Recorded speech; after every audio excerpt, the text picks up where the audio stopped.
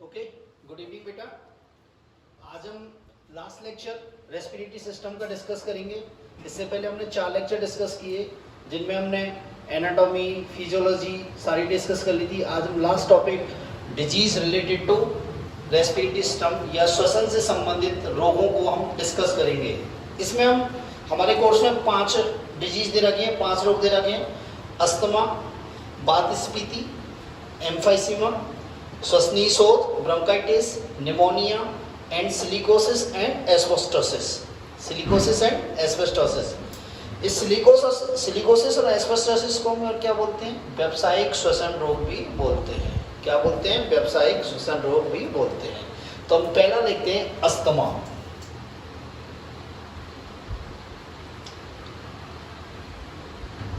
देखो ना, आप 2 वर्ड देखोगे, 2 वर्ड आते हैं, क्रॉनिक और एक्यूट। क्रॉनिक मीन्स होता है लंबे समय तक और एक्यूट होता है बहुत छोटे समय तक। जैसे हमको बुखार आया, हमने 2 दिन मेडिसिन ली और हम सही हो गए, उसको बोलते हैं एक्यूट कंडीशन या एक्यूट डिजीज। एक आती है ऐसी डिजीज होती है जिनका ट्रीटमेंट हमको बहुत दिन तक लेने पड़ते हैं। जैसे आपको डायबिटीज हो गई, डायबिटीज मेलाइटिस हो गई, तो आपको पूरी जिंदगी दवाई खानी है। आपको हाइपरटेंशन हो गई, मतलब बीपी बढ़ गया, आपका ब्लड प्रेशर बढ़ गया, आपको जिंदगी भर तक दवाइयाँ खानी है, तो उसे बोलते हैं क्रॉनिक कंडीशन। क्या बोलते हैं? Chronic condition. ठीक है, तो ये 2 वर्ड्स आएंगे आपके पास। ठीक है, तो पहला आता है अस्थमा। देखो, अस्थमा क्यों होता है? अस्थमा होता है अति संवेदनशीलता के कारण होता है। क्या होता है बेटा? अति संवेदनशीलता के कारण होता है।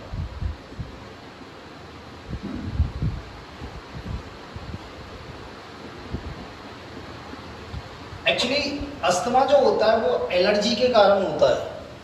क्या है? एलर्जी। अति संवेदनशीलता क्या है? एक तरह से एलर्जी है। क्या है बेटा? ये एलर्जी है। ठीक है, और जो कारक एलर्जी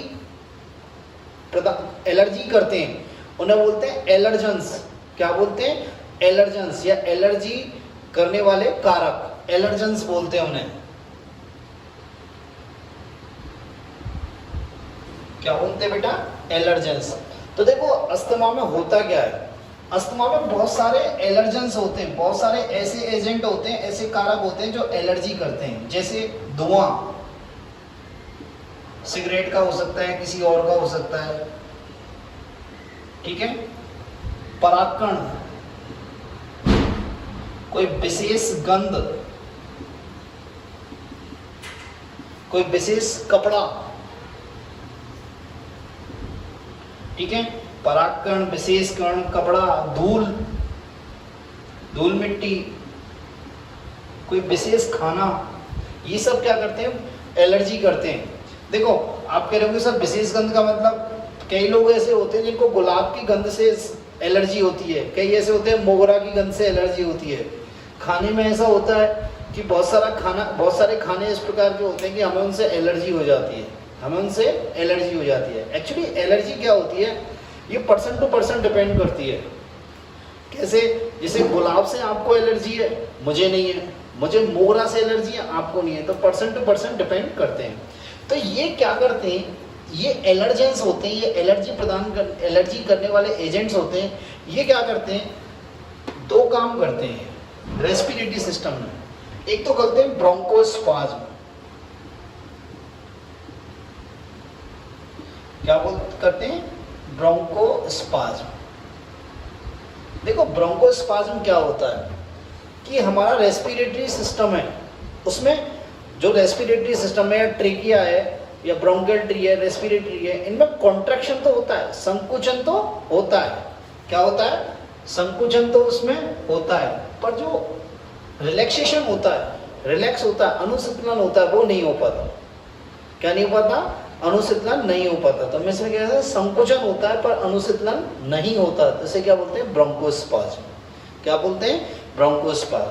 अब देखो, ब्रोंकोस्पाज्म होगा तो हमारा क्या है? रेस्पिरेटरी जो पैसेज है, रेस्पिरेटरी जो मार्ग है, श्वसन मार्ग है, वो कैसा हो जाएगा? नैरो हो जाएगा, सकरा हो जाएगा। तो श्वसन मार्ग क्या हो गया? सकरा।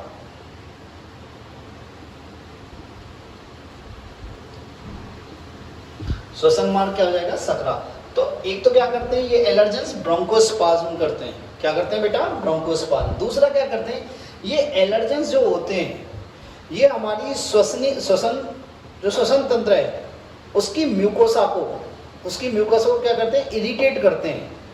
क्या करते हैं, इरिटेट करते हैं। तो क्या करते हैं, म्यूकोसल इरिटेशन भी करते हैं। ये क्या करते हैं बेटा, म्यूकोसल इरिटेशन। दूसरा क्या करते हैं, म्यूकोसा को इरिटेट करते हैं।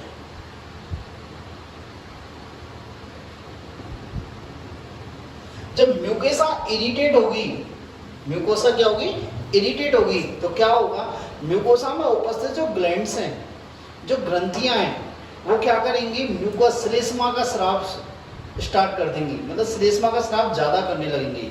तो क्या होगा, श्लेष्मा का स्राव बढ़ जाएगा।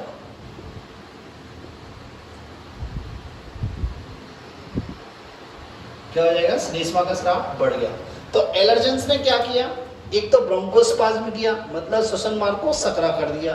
दूसरा बात क्या कर दिया कि श्लेष्मा का स्राव बढ़ा दिया। अब श्लेष्मा का स्राव बढ़ गया और हमारा श्वसन मार्ग सकरा हो गया, तो उसमें क्या हो गया भाई, एक तरह से एक तो सकरा हो गया और एक क्या हो गया, उसमें श्लेष्मा भर गया। जब श्लेष्मा दोनों काम हो गए तो क्या हो गया, वो अवरुद्ध हो गया, श्वसन मार्ग क्या हो गया, अवरुद्ध हो गया।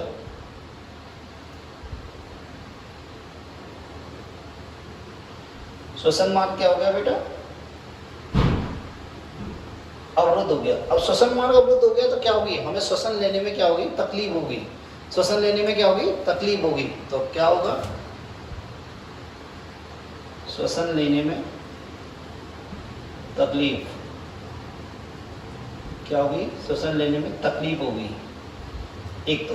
दूसरी बात क्या आएगी, बीजिंग साउंड आएगी। क्या आएगी, बीजिंग साउंड। एक तो मैं बताता हूँ बीजिंग साउंड क्या होता है। क्या होता है, जब हम श्वसन लेते हैं या श्वसन निकालते हैं, मेनली श्वसन निकालते हैं मतलब एक्सहेलेशन करते हैं, तो क्या होती है, सीटी की सी आवाज आती है। वो क्यों आती है, क्योंकि हमारा जो श्वसन पथ है या श्वसन मार्ग है वो क्या हो गया, सकरा हो गया। क्या हो गया, सकरा हो गया। इसलिए क्या होती है, बीजिंग साउंड, एक सीटी की सी आवाज आती है। ठीक है, तो ये है आपका अस्थमा, ये आपका अस्थमा। दोबारा सुन लो, अस्थमा क्या होता है, अति संवेदनशीलता के कारण होता है। ये एलर्जिक रोग है, एलर्जी के कारण होता है। और जो कारक एलर्जी पैदा करते हैं उन्हें क्या बोलते हैं, एलर्जेंस कहते हैं। क्या कहते हैं, एलर्जेंस कहते हैं। तो देखो अस्थमा कौन कौन करता है, सिगरेट का धुआं, परागकण, विशेष तौर पर परागकण करते हैं, विशेष गंध, कपड़ा, धूल मिट्टी, विशेष तरह का खाना। तो ये एलर्जेंस क्या करते हैं, दो काम करते हैं। एक तो क्या करते हैं, ब्रोंकोस्पाज्म। क्या करते हैं, ब्रोंकोस्पाज्म। ब्रोंकोस्पाज्म क्या होता है बेटा, कि ये जो रेस्पिरेटरी ट्रैक है या श्वसन मार्ग है ये संकुचित तो होता है पर अनुशिथिल नहीं हो पाता। तो इससे क्या होता है, श्वसन मार्ग सकरा हो गया, श्वसन मार्ग सकरा हो गया। दूसरा क्या करते हैं, ये एलर्जेंस क्या करते हैं कि जो ये श्वसन मार्ग की म्यूकोसा है, आंतरिक लेयर है, उसको क्या करते हैं, इरिटेट करते हैं। क्या करते हैं, इरिटेट करते हैं। जब इरिटेट करते हैं तो इस म्यूकोसा में उपस्थित जो ग्रंथिल कोशिकाएं वो क्या हो जाती हैं, स्रावी हो जाती हैं और श्लेष्मा का स्राव बढ़ा देती हैं, श्लेष्मा का स्राव बढ़ा देती हैं। तो क्या हुआ, दो काम हो गए, एक तो हमारा श्वसन मार्ग सकरा हो गया और दूसरा उसमें श्लेष्मा भर गया। क्या भर गया, श्लेष्मा भर गया। तो इसके कारण क्या होगी, हमें श्वसन लेने में तकलीफ होगी। क्या होगी, श्वसन लेने में तकलीफ होगी। और क्या आएगी, बीजिंग साउंड, बीजिंग साउंड आएगी। बीजिंग साउंड कब आएगी, बाह्य श्वसन के समय। क्या आएगी, बाह्य श्वसन के समय। तो देखो इसका ट्रीटमेंट क्या है, इसका उपचार क्या है। देखो ना इसका उपचार क्या है कि हम ऐसे मेडिसिन लें जो क्या करें, ये हमारा जो ब्रोंकोस्पाज्म हुआ मतलब श्वसन मार्ग सकरा हुआ ये चौड़ा हो जाए, श्वसन मार्ग क्या हो जाए, चौड़ा हो जाए। तो इसके लिए क्या लेते हैं हम ट्रीटमेंट में, उपचार में, ब्रोंकोडायलेटर। क्या बेटा, ब्रोंकोडायलेटर लेते हैं। आपने देखा होगा बहुत सारे लोग इनहेलर लेते हैं, ऐसे इनहेल करते हैं जिनको अस्थमा की प्रॉब्लम होती है। ये ब्रोंकोडायलेटर क्या करते हैं, इसको श्वसन मार्ग सकरा हो गया, इसको चौड़ा कर देते हैं, इसको चौड़ा कर देते हैं। दूसरी बात, हमें प्रिकॉशंस क्या लेनी चाहिए, हमें प्रिकॉशंस क्या लेनी चाहिए कि हमें एलर्जन से दूर रहना चाहिए। जिस चीज़ से हमें एलर्जी है उस एलर्जन से हमें दूर रहना चाहिए। ये आपका अस्थमा। ठीक है बेटा। नेक्स्ट आता है एम्फाइसीमा।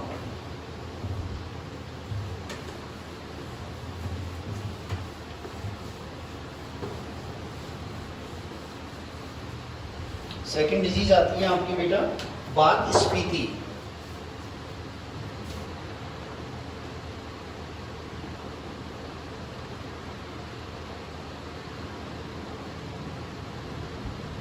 देखो ना एम्फाइसीमा क्या होता है।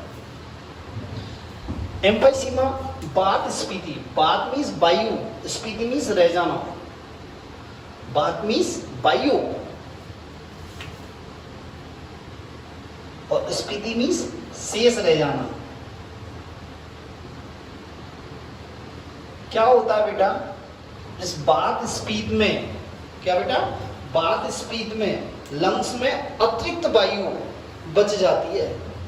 जो वायु कंप्लीटली निकलनी चाहिए वो निकल नहीं पाती, जो वायु कंप्लीटली निकलनी चाहिए वो निकल नहीं पाती, तो इसे क्या बोलते हैं वात स्फीति।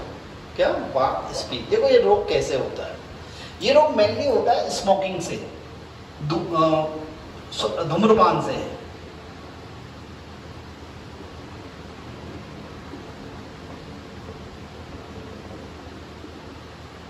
जो लोग बहुत ज्यादा स्मोकिंग करते हैं, सिगरेट पीते हैं, बीड़ी पीते हैं, हुक्का पीते हैं, उनमें क्या होता है जो धुआं, सिगरेट का धुआं होता है,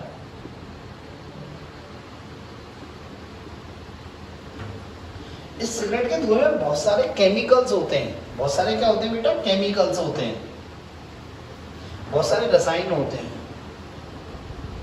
बहुत सारे रसायन होते हैं। ये रसायन क्या करता है बेटा, ये रसायन क्या करता है लंग्स को, लंग्स की उत्तेजनशीलता को बढ़ा देता है। लंग्स की क्या कर देता है बेटा, ये उत्तेजनशीलता को बढ़ा देता है। अब लंग्स क्या होगा, बार बार में उत्तेजित होगा, लंग्स बार बार में क्या होगा उत्तेजित होगा, तो क्या होगा जो कूपिकाएं हैं, क्या बेटा कूपिकाएं, कूपिकाओं की दीवारें नष्ट होने लगेंगी।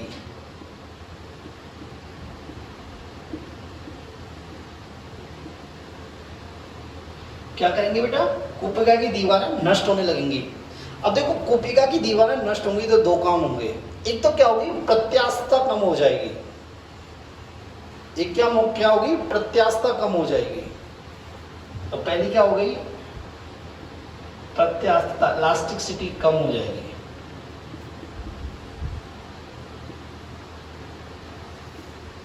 ठीक है। दूसरी बात श्वसन क्षेत्रफल, वो श्वसन सरफेस है या श्वसन क्षेत्रफल है वो कम हो जाएगा। क्या हो जाएगा, श्वसन क्षेत्रफल कम हो जाएगा।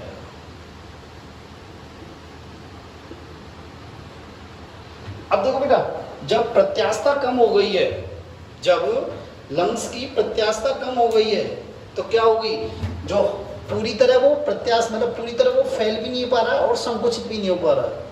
मेनली क्या है संकुचित नहीं हो पा रहा है। जब संकुचित नहीं होगा तो पूरी हवा बाहर नहीं निकलेगी, पूरी हवा कंप्लीट हवा बाहर नहीं निकलेगी, तो कुछ हवा क्या रहेगी लंग्स में बच जाएगी, कुछ हवा लंग्स में बच जाएगी। और इसी कंडीशन को क्या बोलते हैं वात स्फीति एम्फाइसीमा। क्या बोलते हैं बेटा वात स्फीति एम्फाइसीमा।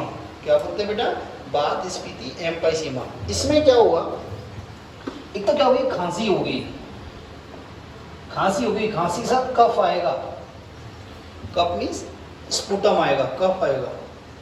ठीक है, खांसी होगी, कफ आएगा और श्वसन लेने में तकलीफ होगी। क्या होगी, श्वसन लेने में तकलीफ होगी।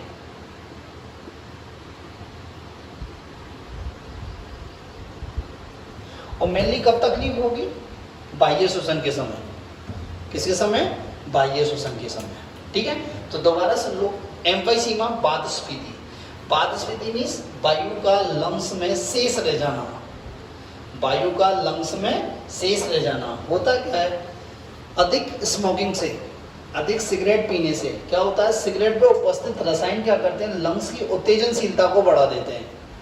क्या करते हैं बेटा, लंग्स की उत्तेजनशीलता को बढ़ा देते हैं। जब लंग्स की उत्तेजनशीलता बढ़ती है तो क्या होती है, कूपिकाओं की दीवारें नष्ट होने लगती हैं, कूपिकाओं की दीवारें नष्ट होने लगती हैं। नष्ट होने से दो काम होते हैं, एक तो प्रत्यास्थता कम हो जाती है, इलास्टिसिटी, दूसरी क्या होती है, श्वसनीय क्षेत्रफल। श्वसन क्षेत्रफल या श्वसनीय क्षेत्रफल क्या हो जाता है, कम हो जाएगा। ठीक है, तो जब प्रत्यास्थता कम होगी और श्वसनीय क्षेत्रफल कम हो गया तो क्या होगा, श्वसन लेने में तकलीफ होगी। श्वसन लेने में क्या होगी, तकलीफ होगी। और मेनली कब, बाह्य श्वसन के दौरान। कब बेटा, बाह्य श्वसन के दौरान। नेक्स्ट, खांसी आएगी, बार बार में खांसी आएगी, और खांसी के साथ क्या होगा, कफ आएगा, मतलब स्पुटम आएगा। क्या आएगा बेटा, स्पुटम। अब इसका ट्रीटमेंट क्या है, इसका इलाज क्या है?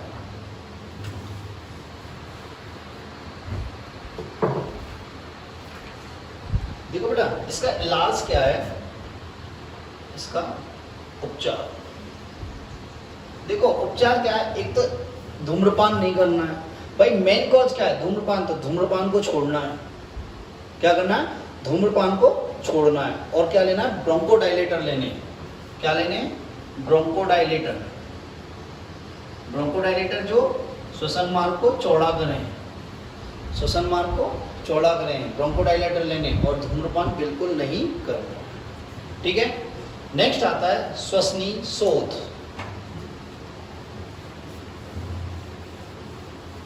ब्रोंकाइटिस।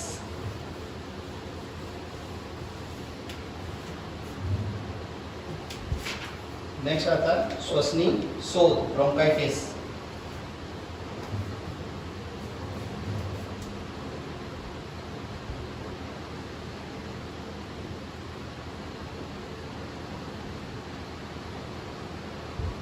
देखो बेटा, ब्रोंकाइटिस भी सेम ऐसे बात स्पीड या एम्फाइसीमा की तरह ही है।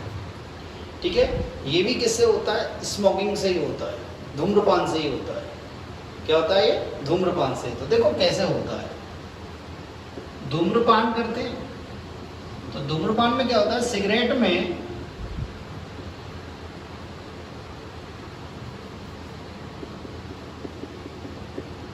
सिगरेट के धुएं में उपस्थित रसायन, सिगरेट के धुएं में उपस्थित रसायन, बहुत सारे रसायन उपस्थित होते हैं सिगरेट के धुएं में। तो ये रसायन क्या करते हैं बेटा, जो श्वसनी होती है, श्वसनी की आंतरिक भित्ति में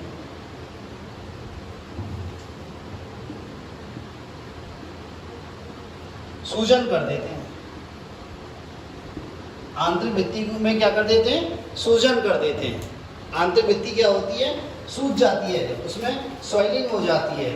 अब जब सॉइलिंग हो गई तो क्या होगा, सॉइलिंग हो गई तो क्या होगा, देखो कफ, या फिर ये कह सकते हैं श्लेष्मा, श्लेष्मा का स्राव बढ़ जाएगा। क्या बढ़ जाएगा, श्लेष्मा का स्राव बढ़ जाएगा। खांसी आएगी, और जो कफ होगा वो कैसा होगा, हरा पीला। कफ कैसा होगा, कफ कैसा होगा, हरा पीला। क्या होगा, हरा पीला। ये धूम्रपान करने से क्या होगी, जो सिगरेट के धुएं में रसायन है वो क्या करेगा, श्वसनी की आंतरिक भित्ति में सूजन पैदा कर देगा। और क्या करेगा, जो आंतरिक भित्ति में सीलियां हैं उनको भी खत्म कर देगा। जो श्वसन की आंतरिक भित्ति में सीलियां हैं, क्या है, सीलिया, उनको भी खत्म कर देगा। सीलिया को भी क्या कर देगा, खत्म कर देगा। तो क्या होगा, श्लेष्मा का स्राव बढ़ जाएगा। क्या बढ़ जाएगा बेटा, श्लेष्मा का स्राव बढ़ जाएगा। ठीक है, कफ, खांसी आएगी, लगातार खांसी आएगी, कफ कैसा हो जाएगा, हरा पीला हो जाएगा। कफ कैसा हो जाएगा, हरा पीला हो जाएगा। ठीक है, इस रोग में और क्या होगा, श्वसन लेने में भी तकलीफ होगी। श्वसन में भी क्या होगी, तकलीफ। श्वसन में भी क्या होगी, तकलीफ होगी। ठीक है, इसका ट्रीटमेंट क्या है, इसका इलाज क्या है, उपचार क्या है? मेन क्या है, हमें सिगरेट को छोड़ना है, सिगरेट से अवॉइड करना है, सिगरेट बिल्कुल छोड़ देनी है। ब्रोंकोडायलेटर लेने हैं। क्या लेने, ब्रोंकोडायलेटर लेने हैं। और क्या लेते हैं, एंटीबायोटिक्स भी लेनी है। एंटीबायोटिक्स भी इसमें दी जाती है। ठीक है, क्या क्या क्या दी जाती है बेटा? ब्रोंकोडायलेटर दिए जाते हैं, एंटीबायोटिक्स दी जाती हैं। ठीक है, बात मेरी समझ में आ गई? ये हो गया आपका श्वसनी शोथ। ठीक है, नेक्स्ट आता है निमोनिया।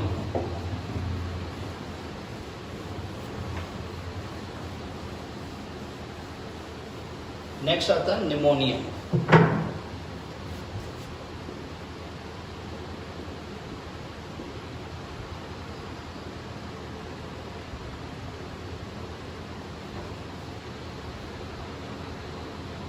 देखो बेटा, निमोनिया रोग जो होता है वो जनरली किनको होता है? बच्चों को और बूढ़ों को। एक तो होता है बच्चों को और एक होता है वृद्ध या अधिक उम्र के लोग। ये दो इनको ज्यादा होता है। निमोनिया बच्चों को होता है और अधिक उम्र के लोगों को होता है। एक्चुअली निमोनिया जो होता है ये क्या होता है? एक बैक्टीरियल डिजीज है। क्या बेटा? बैक्टीरियल डिजीज है, मतलब जीवाणु जनित रोग है। क्या बेटा? जीवाणु जनित रोग है। तो ये किससे फैलता है? ये फैलता है स्ट्रेप्टोकोकस निमोनी। किससे फैलता है? Streptococcus pneumoniae. और किससे? Diplococcus pneumoniae. आपने 11th में पढ़ा होगा खूब स्ट्रेप्टोकोकस डिप्लोकोकस। जब आपने ग्रिफिथ का रूपांतरण कारक पढ़ा होगा तो आपने पढ़ा होगा स्ट्रेप्टोकोकस डिप्लोकोकस, पढ़ा होगा ना? ठीक है, तो निमोनिया किसमें होता है? बच्चों में होता है, अधिक उम्र के लोगों में होता है। किसमें होता है? अधिक उम्र के लोगों में होता है। और ये किसके द्वारा फैलता है? ये बैक्टीरिया के द्वारा फैलता है। और उस बैक्टीरिया का नाम क्या है बेटा? डिप्लोकोकस निमोनी और स्ट्रेप्टोकोकस निमोनी। क्या बेटा? Streptococcus pneumoniae. ठीक है, तो देखो इसमें होता क्या है कि इनके इन्फेक्शन से, इन दोनों के इन्फेक्शन से क्या होता है? जो एल्वियोलाई होती हैं, कुपिकाएं होती हैं, उनमें क्या होता है? मृत कोशिका, मेनली WBC, एवं द्रव भर जाता है।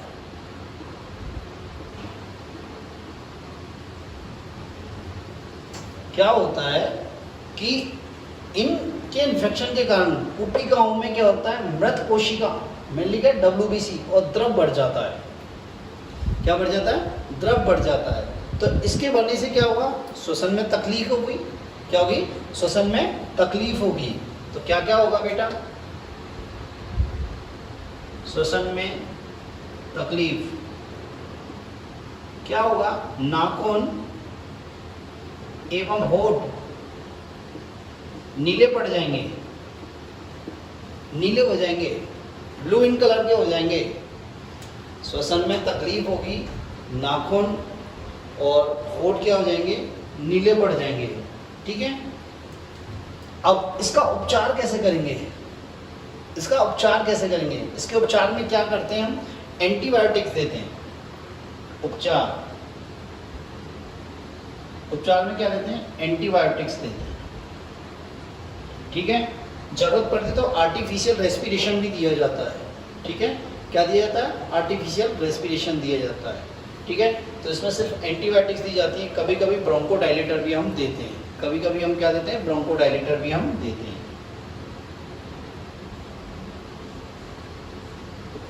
ठीक है, तो ये हुआ आपका निमोनिया। निमोनिया क्या होता है? बच्चों एवं अधिक उम्र के लोगों में होता है। इसमें क्या होता है? ये किसके कारण होता है? बैक्टीरिया के कारण होता है। स्ट्रेप्टोकोकस निमोनी और डिप्लोकोकस निमोनी। अब ये स्ट्रेप्टोकोकस निमोनी और डिप्लोकोकस निमोनी के कारण क्या होता है? एक्चुअली होता तो ये कि लंग्स में सूजन आ जाती है। लंग्स में क्या आ जाती है? सूजन।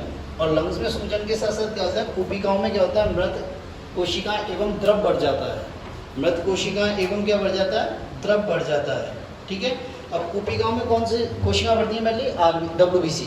ठीक है, अब कुपिकाओं में जब WBC बढ़ गई, द्रव बढ़ गया, तो उसकी श्वसन की सतह तो काम नहीं करेगी। तो क्या होगी? श्वसन में तकलीफ होगी। नाखून और होठ नीले पड़ जाएंगे बच्चे के, ब्लू इन कलर हो जाएंगे। ब्लू कलर के हो जाएंगे। ठीक है, इसको कैसे उपचारित किया जाता है? एंटीबायोटिक्स देके या एंटीबायोटिक्स लगातार चलती चलती है और ब्रोंकोडायलेटर भी देते हैं। क्या देते हैं बेटा? ब्रोंकोडायलेटर भी इसमें देते हैं। ठीक है, नेक्स्ट आता है आपका last, asbestosis and silicosis.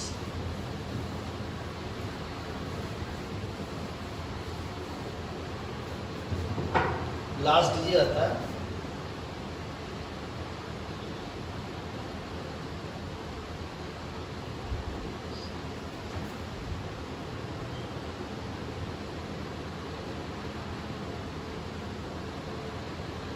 Asbestosis एवं सिलिकोसिस। देखो आपको इसके नाम से इंडिकेट हो रहा होगा एस्बेस्टोसिस और सिलिकोसिस से कि ये किससे रिलेटेड है? एस्बेस्टोस और सिलिकोसिस से, मतलब सिलिकॉन से रिलेटेड है। ठीक है, इसको व्यावसायिक श्वसन रोग भी बोलते हैं। क्या बोलते हैं बेटा? व्यावसायिक श्वसन रोग भी बोलते हैं। इस रोग में होता क्या है? एक्चुअली ये रोग उन जगह होता है, उन फैक्ट्रियों में काम करने वाले मजदूरों में होता है जो घिसाई, कटाई एवं छनाई का काम करते हैं। किसकी घिसाई कटाई? पत्थर की। किसकी? पत्थर की। या किसकी? एस्बेस्टोस की। और या फिर किसकी? सिलिकॉन की। किसकी बेटा? सिलिकॉन की।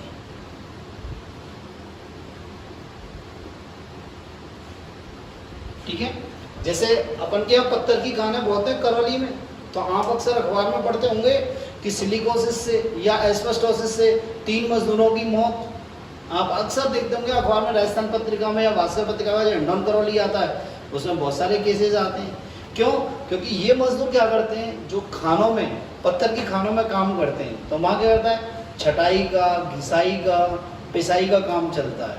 तो क्या होता है कि छटाई, कटाई, पिसाई के समय पत्थर के या एस्बेस्टोस के, सिलिकोस के छोटे छोटे कण श्वसन के द्वारा कहाँ चले जाते हैं? श्वसन तंत्र में। श्वसन तंत्र में चले जाते हैं और कहाँ पहुंच जाते हैं? लंग्स में। कहाँ पहुंच जाते हैं बेटा? लंग्स में। ठीक है, अब लंग्स में पहुंचकर ये क्या करते हैं? लंग्स के ऊपर एक तंतु में आवरण बना लेते हैं। लंग्स के ऊपर क्या बना लेते हैं? तंतु में आवरण। क्या बना लेते हैं? तंतु में आवरण। क्या बना लेते हैं बेटा? तंतु में आवरण। जिससे क्या होती है? लंग्स में क्या आ जाती है? सूजन आ जाती है। क्या आ जाती है? सूजन आ जाती है। उसकी प्रत्यास्थता कम हो जाती है। श्वसन लेने में तकलीफ होती चली जाती है, बहुत ज़्यादा तकलीफ हो जाती है। और इस रोग का कोई उपचार नहीं है। इस रोग का कोई भी उपचार नहीं है, बचावी उपचार है इसका। ठीक है, यदि एस्बेस्टोस से होता है तो इसे बोलते हैं एस्बेस्टोसिस, और सिलिकॉन से होता है तो इसे बोलते हैं सिलिकोसिस। क्या बोलते हैं? सिलिकोसिस। तो मेरी बात समझ में आई? एस्बेस्टोसिस एंड सिलिकोसिस, इसे क्या बोलते हैं? व्यावसायिक श्वसन रोग। ठीक है, क्या होता है? जो फैक्ट्री है पत्थर की है या सिलिकॉन की है, एस्बेस्टोस की है, घिसाई का, छनाई का, कटाई का काम चलता है, तो क्या होता है? इनसे जो छोटे छोटे धूल के कण उत्पन्न होते हैं, छोटे छोटे धूल के कण उत्पन्न होते हैं, वो कहते हैं श्वसन के द्वारा कहाँ पहुँच जाते हैं? लंग्स में। कहाँ पहुँच जाते हैं? लंग्स पे। और लंग्स के ऊपर क्या बनाते हैं? तंतु में आवरण बनाते हैं। क्या बनाते हैं? तंतु में आवरण बनाते हैं, जिससे लंग्स में क्या जाती है? सूजन आ जाती है। लंग्स में क्या जाती है? सूजन आ जाती है। अब लंग्स में सूजन आ गई तो क्या हो गया? देखो, कुपिकाएँ खत्म होने लगती हैं। क्या होने लगती हैं? कुपिकाएँ खत्म होने लगती हैं। लंग्स की प्रत्यास्थता खत्म हो जाती है। क्या हो जाती है? प्रत्यास्थता खत्म हो जाती है। श्वसनीय जो क्षेत्रफल है वो कम हो जाता है। श्वसनीय क्षेत्रफल क्या होता है? कम हो जाता है। और फाइनली जाके क्या हो जाती है? मृत्यु होती है। फाइनली जाके क्या होती है? मृत्यु होती है। इस रोग का कोई उपचार नहीं है। इस रोग का क्या बेटा? कोई उपचार नहीं। ठीक है, तो ये हुए आपके श्वसन से संबंधित रोग जो अपने कोर्स में दे रखे हैं। ठीक है, नेक्स्ट चैप्टर हम सर्कुलेटरी सिस्टम चालू करेंगे, परिसंचरण तंत्र। आपको यदि कोई प्रॉब्लम आती है कहीं भी, तो आप मेरे इस नंबर पर मुझसे कांटेक्ट कर सकते हैं, व्हाट्सएप या कॉल कर सकते हैं कभी भी। ठीक है बेटा, थैंक यू।